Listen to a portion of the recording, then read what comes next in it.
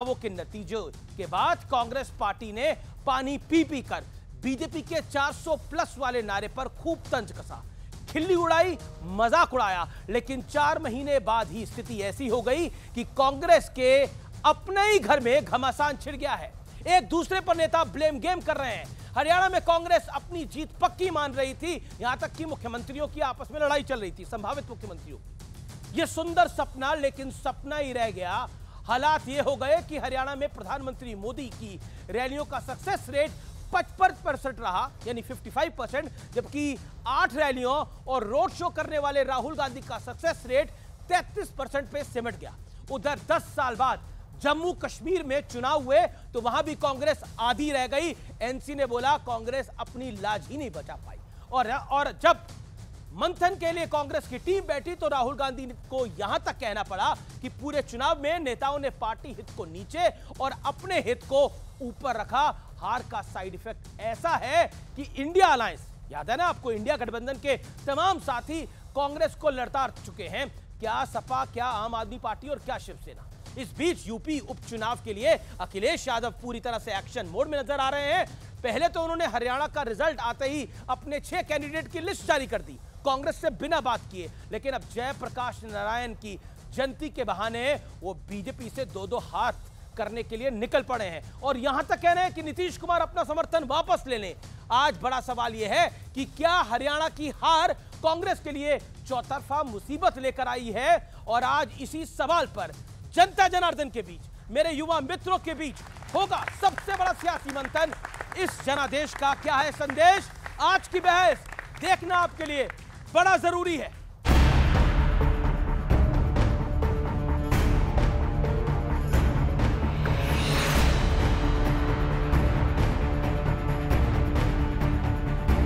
हरियाणा में बीजेपी की बम्पर जीत के बाद अब यूपी में उपचुनाव को लेकर माहौल गर्म है।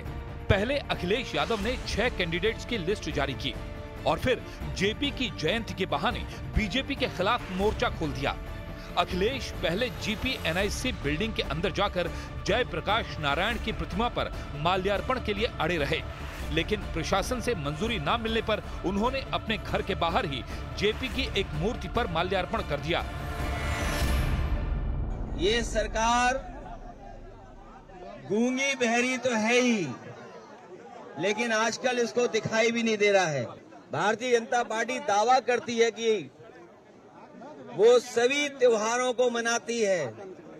बताओ, हम समाजवादियों को त्योहार भी नहीं मनाने दे रही हैं। आज ये त्योहार नहीं होता तो ये बल्लियां और ये बैरिकेडिंग और टीन के शेड समाजवादियों को नहीं रोक सकते थे।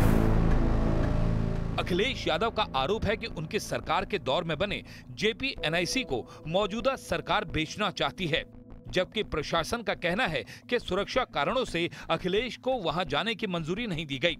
लेकिन एक सियासत और चल रही है।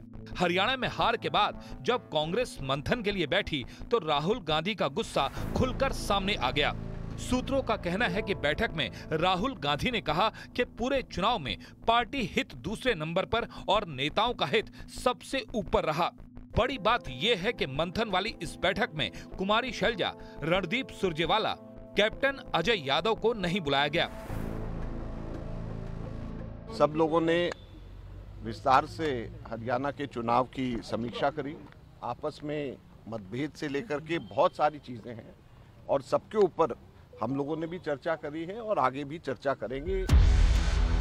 हरियाणा में हार के बाद उद्धव गुट, टीएमसी, उमर अब्दुल्ला, शरद पवार गुट से लेकर अरविंद केजरीवाल तक कांग्रेस को लताड़ चुके हैं।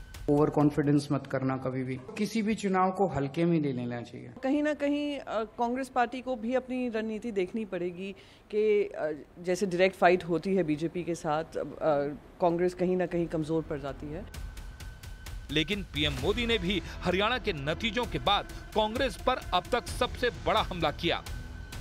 बीते कुछ समय से भारत के विरुद्ध भांति भांति के षड्यंत्र चल रहे हैं, अंतर्राष्ट्रीय साजिशें हो रही है।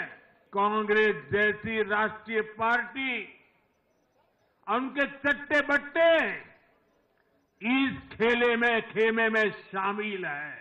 देशभक्त हरियाणा ने आज ऐसी हर साजिश को भी मुंह तोड़ जवाब दिया। तो आज हरियाणा के जनादेश और इसमें छुपे संदेश पर जनता के बीच होगी देश की सबसे बड़ी बहस।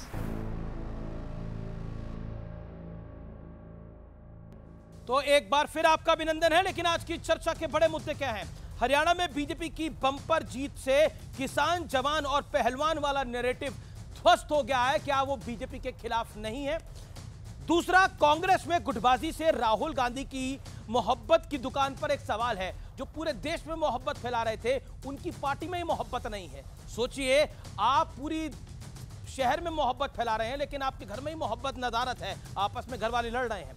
तीसरा प्रश्न आज का है, मुद्दा है, बीजेपी की जीत का असर क्या दूसरे राज्यों पर पड़ेगा या हर राज्य के हालात अलग है? क्योंकि महाराष्ट्र में माना जा रहा है कि शिवसेना, उद्धव गुट और कांग्रेस की पकड़ है, और दिल्ली में आम आदमी पार्टी की।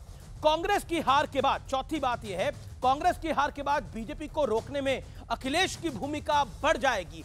ये अखिलेश यादव की भूमिका बढ़ेगी, खासतौर पर उत्तर प्रदेश में। तो एक बार फिर अभिनंदन है आपका। इस चर्चा में जोरदार